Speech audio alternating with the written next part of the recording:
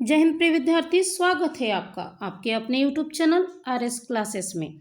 और यदि आप क्लास 12th के स्टूडेंट हैं तो आपके लिए आज का वीडियो काफ़ी महत्वपूर्ण होने वाला है, क्योंकि आज मैं इस वीडियो में भक्ति, बाजार दर्शन एवं काली मेघा पानी दे इन पाठों से अत्यधिक महत्वपूर्ण अति लघु उत्तरीय प्रश्नों को लेके आई हूँ। आप 12th क्लास के स्टूडेंट हैं तो आपके लिए आज का वीडियो काफ़ी फायदेमंद होगा। और आपको पता है कुछ ही दिनों बाद आपकी अर्धवार्षिक परीक्षाएं प्रारंभ होने वाली है, तो मैं उम्मीद करती हूँ कि जिन पाठों के आज मैं अति लघु उत्तरीय प्रश्नों को आज इस वीडियो में समाहित कर रही हूँ, तो लगभग इन पाठों से इन प्रश्नों के आने की पूर्ण संभावना है। तो बने रहिए वीडियो पर अंत तक और देखते रहिए इन प्रश्नों को, और मुझे वीडियो के अंत में कमेंट करके ज़रूर बताइएगा कि क्या आपको इन सारे सवालों के जवाब पता थे। यदि थे तो बिल्कुल आप हाँ करके लिखिए, और नहीं थे तो कोई बात नहीं, ये वीडियो देखिए, आपसे सारे सवालों के जवाब बन जाएंगे।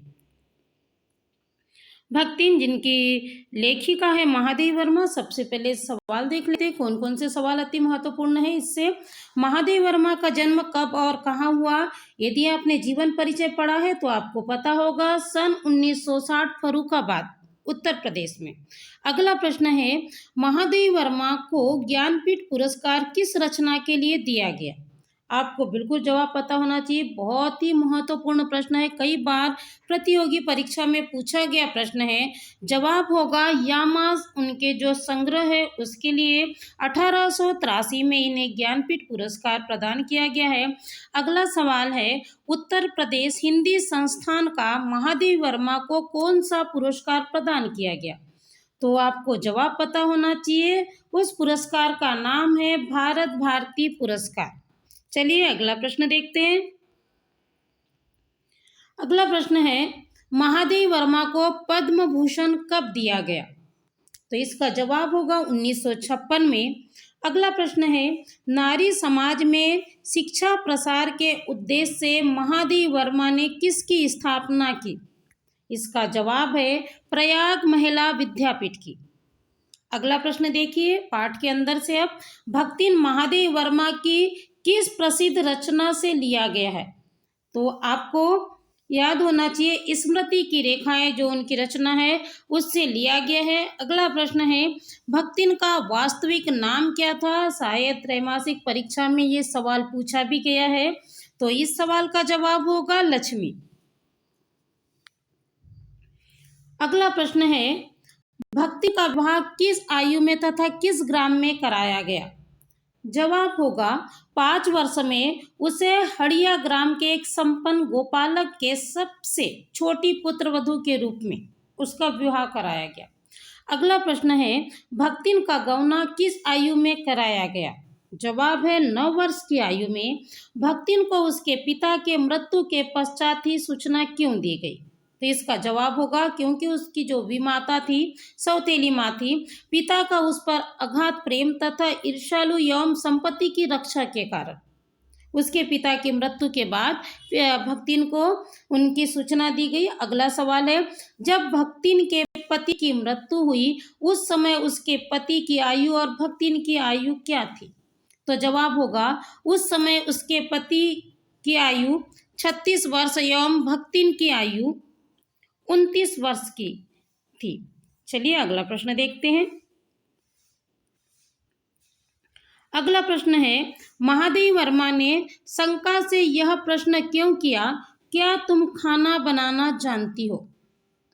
फिर से सुनिए, महादेवी वर्मा ने शंका से यानी किससे किया? भक्तिन से यह प्रश्न क्यों किया, क्या तुम खाना बनाना जानती हो?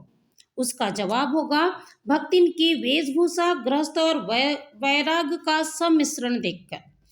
तो ये थे भक्तिन जो पाठ है उससे महत्वपूर्ण प्रश्न। अगला देख लेते बाजार दर्शन, जिसके लेखक है जैनेन्द्र कुमार। सवाल देखिए, जैनेन्द्र कुमार का जन्म कब और कहाँ हुआ? जवाब होगा सन 1905 अलीगढ़ उत्तर प्रदेश में। अगला प्रश्न है, आधुनिक युग का प्रेमचंद किसे कहा जाता है? तो जवाब होगा जैनेन्द्र कुमार को। अगला प्रश्न देख लीजिए, किस उपन्यास ने जैनेन्द्र कुमार को मनोवैज्ञानिक उपन्यासकार के रूप में प्रभुत्व प्रतिष्ठा दिलाई है? जवाब होगा त्यागपत्र, जो उनका उपन्यास था, इसने जयनेंद्र कुमार को मनोवैज्ञानिक उपन्यासकार के रूप में प्रतिष्ठा दिलाई। अगला प्रश्न है, बाजार दर्शन गद्य की किस विधा में लिखा गया है? इसका जवाब होगा निबंध में। अगला प्रश्न है, ऊंचे बाजार का आमंत्रण कैसा होता है? आपने त्रैमासिक परीक्षा दी है तो आपको पता है ये सवाल आया था, तो उसका जो आमंत्रण मुख होता है। अगला प्रश्न है, बाजार का असली कृतार्थता क्या है? तो उसका जवाब होगा आवश्यकता के समय काम आना। देख लेते हैं अगला सवाल क्या होगा बाजार दर्शन से। धन की ओर कौन झुकता है? जवाब होगा निर्बल लोग। अगला प्रश्न है, बाजार की सार्थकता को कौन देता है? जवाब होगा वही मनुष्य देता है जो जानता है कि वह क्या चाहता है। अगला प्रश्न है, बाजार का बाजारूपन कौन लोग बढ़ाते हैं? तो जवाब होगा जो नहीं जानते कि वह बाजार से क्या चाहते हैं। चलिए अगला प्रश्न देखते हैं। ये अगला प्रश्न है, काले मेघा पानी दे से। प्रश्न देख लीजिए, काले मेघा पानी दे गद्य की किस विधा में लिखा गया है? जवाब होगा संस्मरण। धर्मवीर भारती का जन्म, जो कि काले मेघा पानी दे के लेखक है, धर्मवीर भारती का जन्म कब और कहाँ हुआ? जवाब होगा सन 1926 इलाहाबाद उत्तर प्रदेश में। अगला सवाल है, धर्मवीर भारती की सर्वाधिक लोकप्रिय रचना कौन सी है जिसने उन्हें लोकप्रियता प्रदान की? जवाब होगा गुनाहों का देवता। अगला प्रश्न देख लेते, धर्मवीर भारती के दूसरी लोकप्रिय रचना कौन सी है जिस पर हिंदी में फिल्म बन चुकी है? तो उसका जवाब होगा सूरज का सातवां घोड़ा। अगला प्रश्न देखिए, गुनाहों का देवता उपन्यास किस तरह की रचना है? तो जवाब होगा एक सरस और भावप्रवण प्रेम कथा है। अगला प्रश्न देखिए, स्वतंत्रता के बाद गिरते हुए जीवन मूल्य, अनास्था, मोहभंग, विश्व युद्ध से उपजा हुआ डर और अमानवीयता की अभिव्यक्ति धर्मवीर भारती की किस रचना में हुई है? जवाब होगा अंधा युग। अगला प्रश्न है, धर्मवीर भारती एक लंबे समय तक किस हिंदी साप्ताहिक पत्रिका के संपादक रहे? जवाब होगा धर्मयुग। अगला प्रश्न है, इंदर सेना या जिसे मेंढक मंडली कहते हैं, सबसे पहले कौन सा जयकारा लगाती थी? जवाब होगा बोल गंगा मैया की जय। अगला प्रश्न है, लेखक किस सभा के उप मंत्री बना दिए गए? जवाब होगा कुमार सुधार सभा के।